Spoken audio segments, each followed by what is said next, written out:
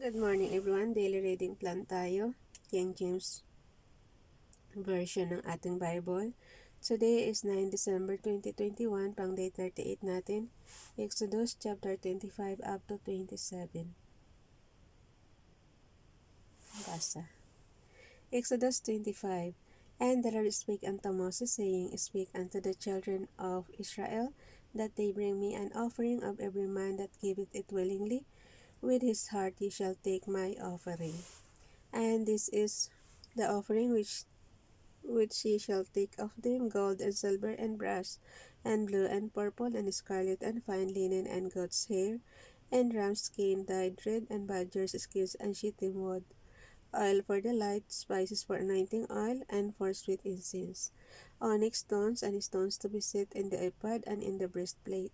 And let them make it me a sanctuary, that I may dwell among them, according to all that I shewed thee, after the pattern of the tabernacle and the pattern of all the instruments thereof, even ye shall ye make it.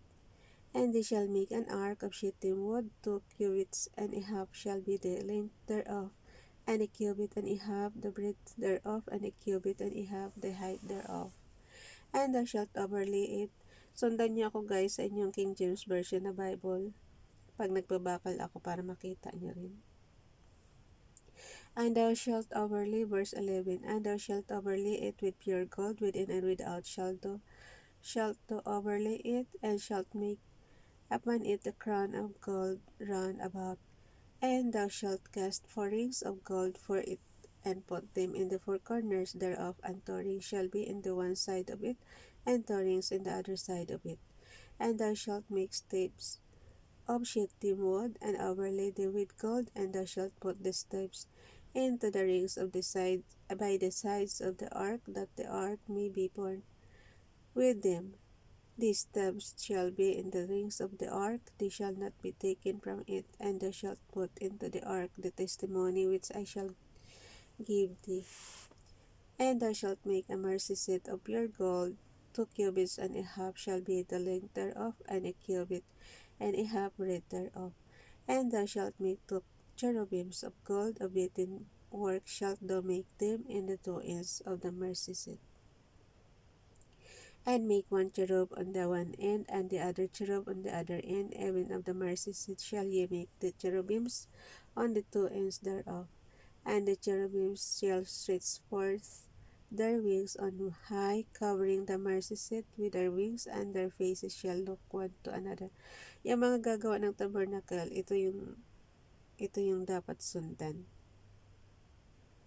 Toward the mercy seat shall the faces of the cherubims be, and thou shalt put the mercy seat above upon the ark, and in the ark thou shalt put the testimony that I shall give thee.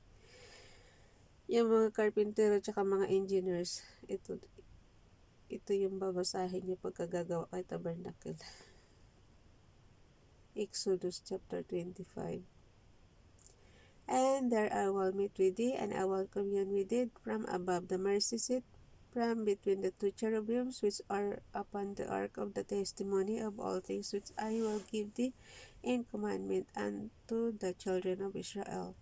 Thou shalt also make a table of shittim wood, 2 cubits shall be the length thereof, and a cubit the breadth thereof, and a cubit and a half the height thereof. And thou shalt overlay it with pure gold, and make thereto a crown of gold round about. And thou shalt make unto it a border of an handbreadth round about, and thou shalt make a golden crown to the border thereof round about. And thou shalt make for it 4 rings of gold, and put the rings in the 4 corners that are on the 4 feet thereof. Over against the border shall the rings be 4 places of the stubs to bear the table, and thou shalt make the stubs of shittim wood, and overlay them with gold, that the table may be borne with them. And thou shalt make the dishes thereof, and spoons thereof, and covers thereof, and bowls thereof, to cover withal. Of pure gold shalt thou make them. And thou shalt set upon the table shewbread before me alway.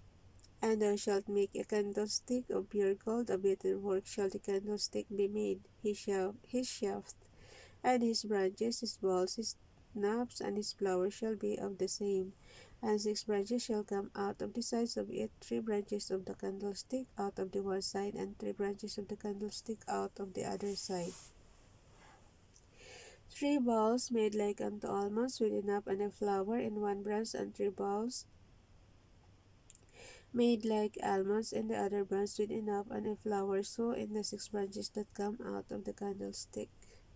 And in the candlestick shall be 4 balls made like unto almonds, with their knobs and their flowers. And there shall be enough under, and there shall be enough under 2 branches of the same, and enough under 2 branches of the same, and enough under 2 branches of the same, according to the 6 branches that proceed out of the candlestick. Their knobs and their branches shall be the same, all it shall be one beaten work of pure gold. And thou shalt make the 7 lamps thereof, and they shall light the lamps thereof, that they may give light over against it. And the tongues thereof, and the snuff dishes thereof shall be of pure gold. Of a talent of pure gold shall he make it with all these vessels. And look that thou make them after their pattern, which was shewed thee in the mount.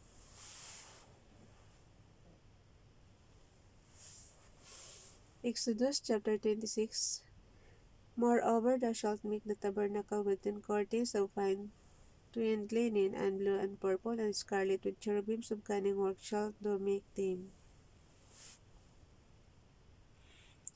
The length of one curtain shall be 28 cubits, and the breadth of one curtain 4 cubits, and every one of the curtains shall have one measure. The 5 curtains shall be coupled together one to another, and other 5 curtains shall be coupled one to another. Grabe guys, no? Hindi ka pala basta-basta makakagawa ng tabernacle, pati yung mga ilalagay mong curtain, talaga may mga sukat-sukat pa. Verse 4.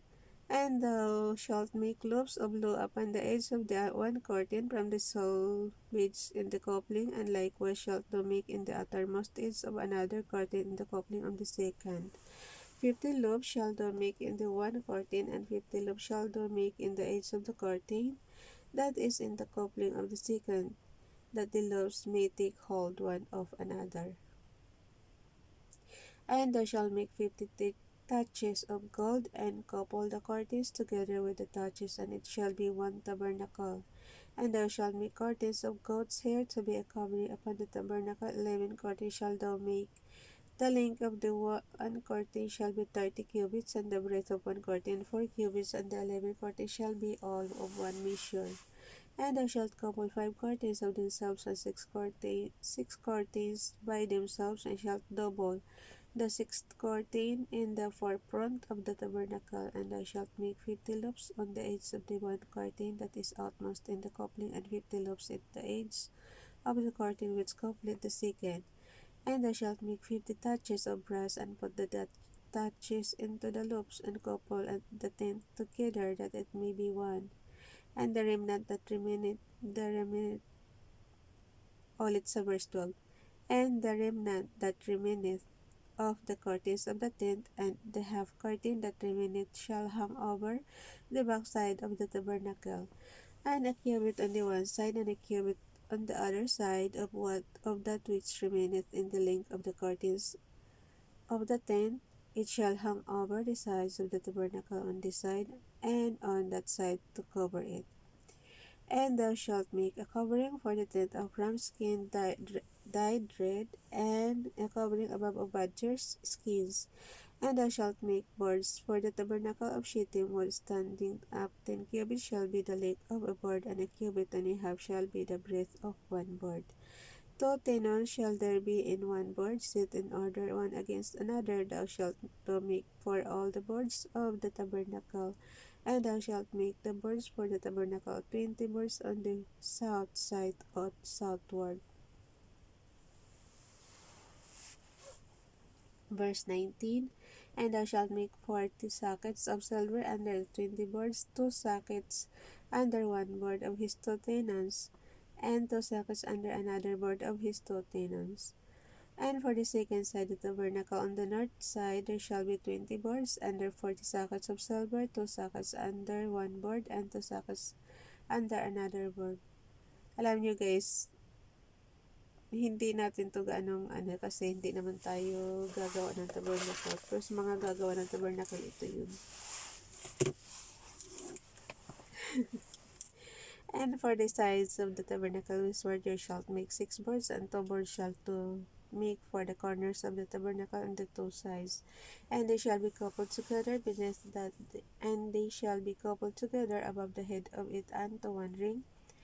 Thus shall it be for them both, they shall be for the 2 corners. And they shall be 8 boards, and their sockets of silver 16 sockets, 2 sockets under one board, and 2 sockets under another board. And thou shalt make bars of shittim wood, 5 for the boards of the one side of the tabernacle, and 5 bars for the boards of the other side of the tabernacle, and 5 bars for the boards of the side of the tabernacle for the 2 sides westward. And the middle bar in the midst of the boards shall reach from end to end, and thou shalt overlay the boards with gold, and make the rings of gold 4 places for the bars, and thou shalt overlay the bars with gold. And thou shalt rear up the tabernacle according to the fashion thereof, which was shewed thee in the mount. And thou shalt make a veil of blue, and purple, and scarlet, and fine twined linen of cunning work, with cherubim shall it be made.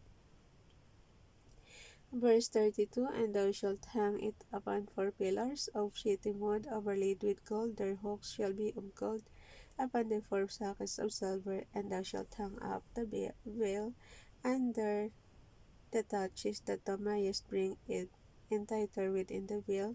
The ark of the testimony and the veil shall divide unto you between the holy place and the most holy. And thou shalt put the mercy seat upon the ark of the testimony in the most holy place. And thou shalt set the table without the veil, and the candlestick over against the table on the side of the tabernacle toward the south. And thou shalt put the table on the north side, and thou shalt make an hanging for the door of the tent of blue and purple and scarlet and fine twined linen wrought with needlework. And thou shalt make for the hanging 5 pillars of shittim wood, and overlay them with gold, and their hooks shall be of gold, and thou shalt cast 5 sockets of brass for them. Last chapter na tayo, Exodus chapter 27. And thou shalt make an altar of shittim wood with olive. Exodus chapter 27, verse 1. And thou shalt make an altar of shittim wood, 5 cubits long and 5 cubits broad. The altar shall be 4 square, and the height thereof shall be 3 cubits. And thou shalt make the horns of it upon the 4 corners thereof. His horn shall be of the same. And thou shalt, wait lang.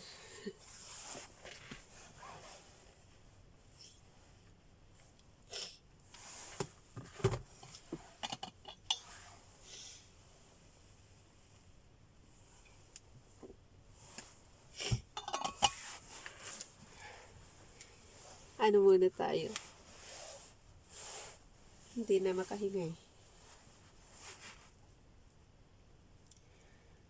Ulitin natin yung verse 2.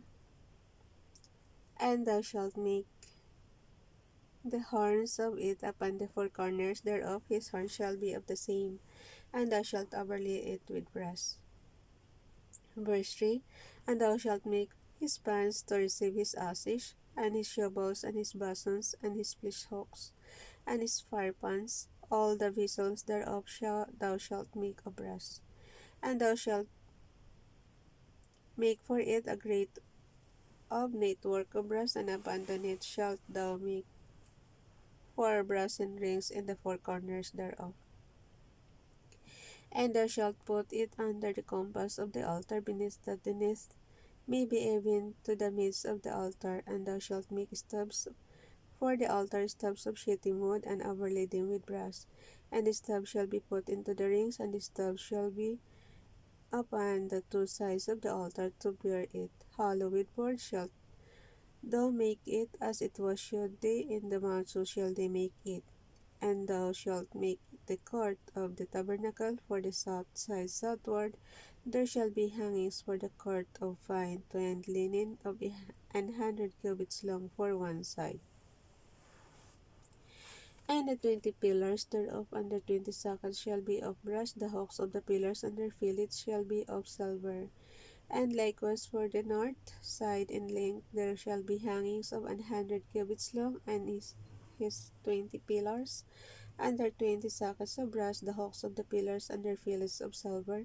And for the breadth of the court on the west side shall be hangings of 50 cubits, their pillars 10 and their sockets 10. And the width of the court on the east side eastward shall be 50 cubits, the hangings of one side of the gate shall be 15 cubits, their pillars 3, their sockets 3.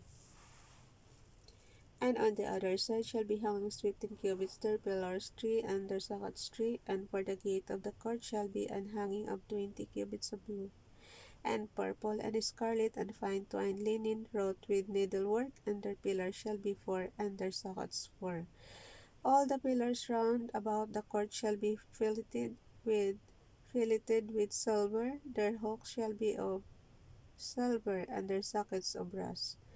The length of the court shall be 100 cubits, and the breadth 50 everywhere, and the height 5 cubits of fine twined linen, and their sockets of brass.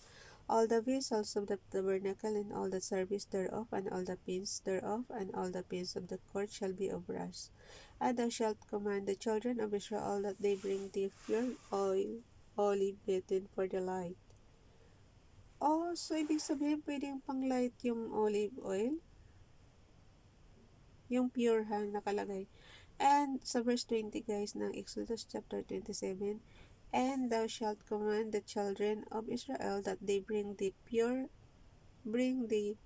oil, olive